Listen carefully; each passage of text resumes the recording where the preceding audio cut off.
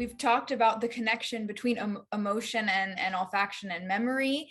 And then we've talked about the, flavor and olfaction and taste and the overlapping. And now we're getting into a very important topic, which is appreciating our sense of smell. And so one of the biggest awe moments for me when listening to your TED Talk was this statement that you said, which was, you said that insurance companies consider that losing your sense of smell is worth 1 to 5% of your life, but that losing your sense of vision is worth 85% of your life. Now, if there's a statement that we can put out there to say that the sense of smell is very underappreciated, this is definitely one of them. And so this was big for me. One of those moments where I was screaming in front of my laptop, but I was also very interested because you said that you are an expert witness for legal cases. And I know that you've talked a lot about this in other interviews, but this is really interesting for me. And I would really like to know, and for our audience to know, what does it mean to be an expert witness in a legal case? And if you could share some examples and where your expertise has been necessary in this case.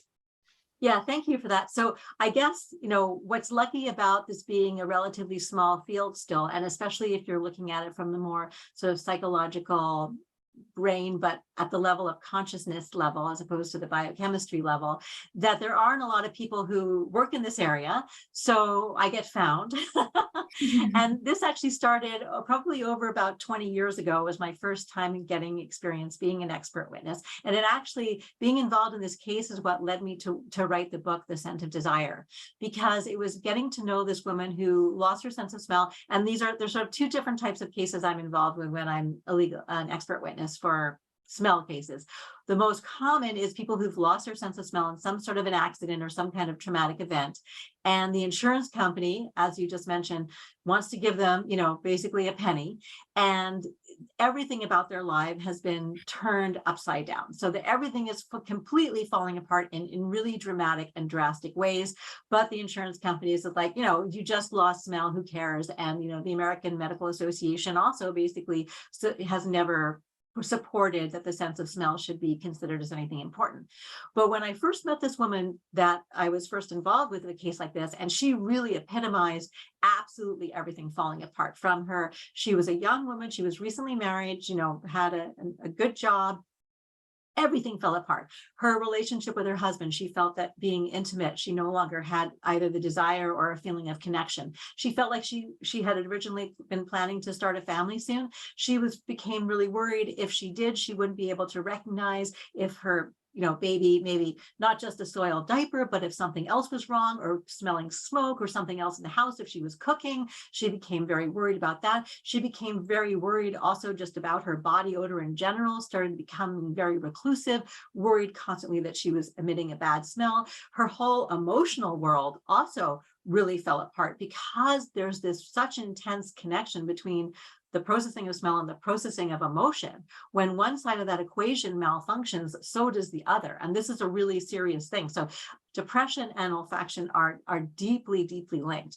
And when people lose their sense of smell, they can often fall into an ever worsening level of depression, because the longer they don't have the input coming from the olfactory system sort of feeding the amygdala, the more the amygdala becomes derailed and the more depression can become worse. So it can actually become, very serious. But in any case, these are just some examples of how her life had really just been a disaster. Also, even from the point of view of what she did for a job, because our cognitive and spatial capabilities are also very much connected to our sense of smell. And she felt that she was losing some of her acumen and capabilities with respect to the job that she had to do because her sense of smell was gone. She couldn't think properly. She couldn't do the same level of sort of detailed analysis that she had to do prior to that. So, but she also kept on saying to me that she never paid any attention to her sense of smell before this accident. She had no idea that losing her sense of smell would lead to such dramatic changes in so many areas of her life.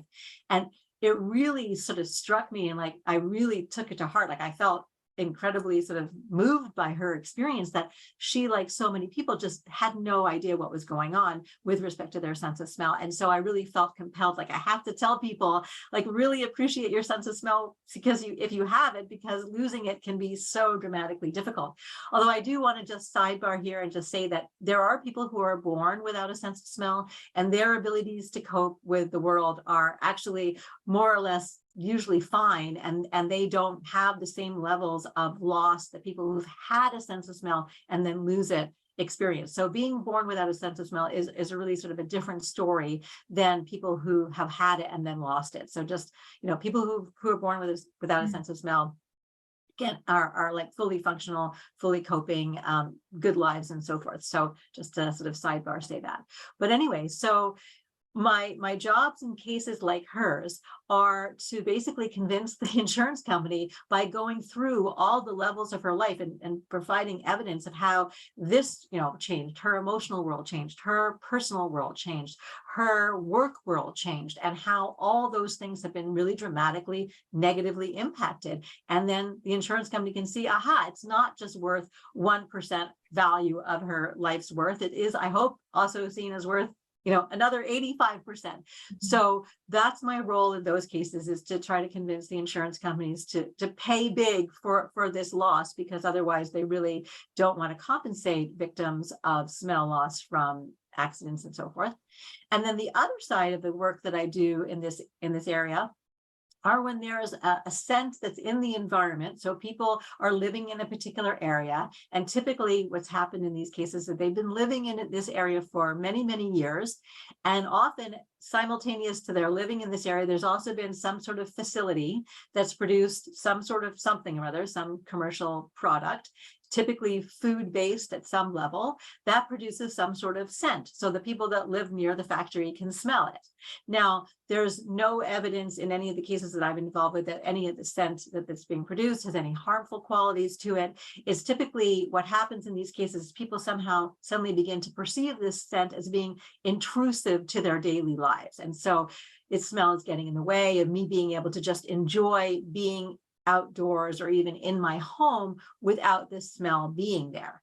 Now, typically, interestingly, in many of these cases is that, first of all, as I mentioned, people have been living there for a long time. This factory or whatever has been in production for a very long time. And there's typically been some event that's taken place sort of external to the specifics of the environment. So some event with either the commercial entity or something in the community that's changed, that's led to this new really negative perception of both possibly the factory, whatever it's doing, and or the potential smell that it's emitting. So there's a new psychological perception, a new kind of psychological coding of the facility, as well as also possibly the scent. And then the scent and the facility becomes super negative and absolutely something that's destroying all aspects of a happy, normal way of life.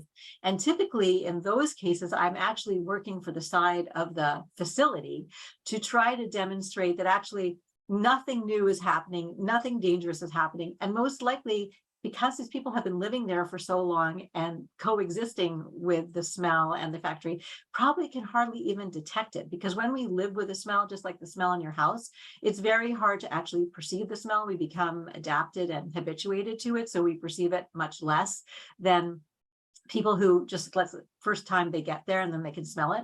And to give you a case in point about this, I was involved in a case like this several years ago, where I went to the area where this was happening. And I was with someone who lived in the town, who was driving me around to various areas, and I would get out of the car and I would smell and be like, okay, certain plaintiffs are living here. And then we would drive somewhere else and certain plaintiffs are living there.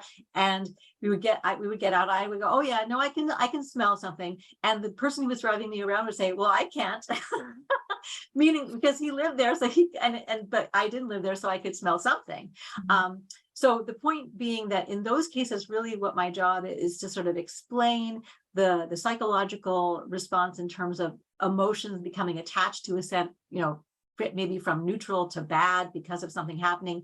Also issues related to adaptation and habituation, and and basically how people's emotional responses and the context in which they're in can really shape their perception of smell, sort of independently of the smell. So the smell itself is kind of innocent, but it's all the perceptions that are going on around it, all, let's say, the news media, other kinds of things. People are getting hysterical about whatever the case might be. And not that that's wrong, but it's just not really related to the scent. So it's like I just said, the smell is innocent, and it's all the things that are going on around it that are creating this really negative perception. So those are the sort of two sides of the coin.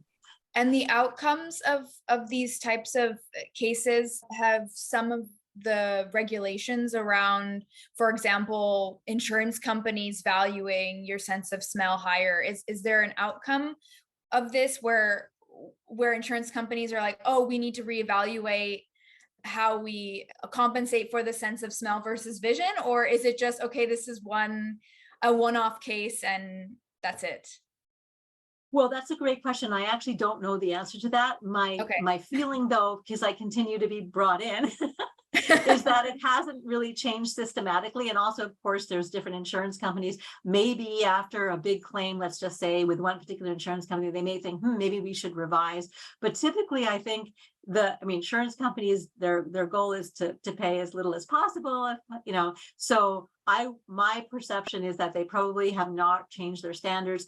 It hasn't really happened across the board that there's been any real change in standards from the point of view of the American Medical Association as the sort of guidepost for, how insurance companies then take that information and then, assign values to different types of losses, physical losses, sensory losses, and so forth. So I don't think that there's been any systematic change thus far. Hopefully, over time, this will start to get better. And part of the advocacy and outreach group, outreach work that I do with organizations like the Smell and Taste Association of North America, Fifth Sense, and World Taste and Smell Association, is to try to advocate to Congress, to legislators, to realize that the sense of smell is extremely important just overall, to get the medical community generally more involved and invested. So, a personal goal, but also an organizational goal of these groups I'm involved with is to have, like, when you go for your annual physical, you also have an annual smell test. So starting from when you're a little kid, so your pediatrician assesses your sense of smell. So we have a baseline. This is how you start off. Then if we start to see losses, because there's so much connection to health with respect to smell losses, especially, in earlier ages, as opposed to, if you're over 70, then it can be just gradual loss associated with aging. But at younger ages, it can be quite significant and be quite meaningful in terms of a pre-diagnosis for other serious conditions. And in any case, sort of having this as something that's just part of the medical world's daily practice. And I think that if that happens, then I think that there'll be changes to the guidelines and so forth, which then hopefully will trickle up to insurance companies' values and everything else, but not so far, as far as I know.